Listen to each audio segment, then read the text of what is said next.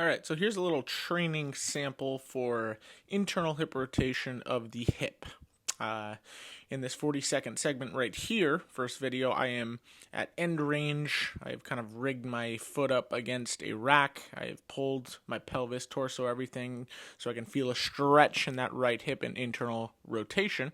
And what I'm doing is a series of contract and relaxes. So what that means is I am basically allowing my nervous system, allowing that hip to register what force feels like while I am in a deep stretch, so improving the quality of that force, and then here a little bit of repetitions toward the end allows my nervous system and body to essentially calibrate and understand better what internal hip rotation is, right? To further layer on that sort of pathology, I am here now aiming to sit onto a block because my hips aren't that good, but this W sit here is a position that is biased towards internal hip rotation, and I am now just creating repetitions, both eccentrically and concentrically. I feel the hips, all right?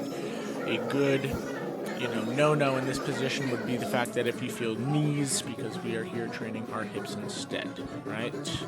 Another good one would be this 90-90 setup.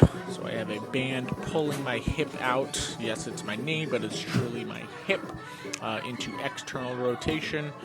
Thus, it needs to create force, all right, against that band to generate that internal hip rotation. That is something done for, pretty extensive reps, trying to fatigue that tissue.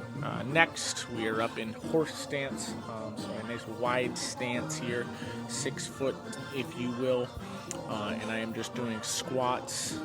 This wider stance is going to promote a lot of, frontal plane stuff.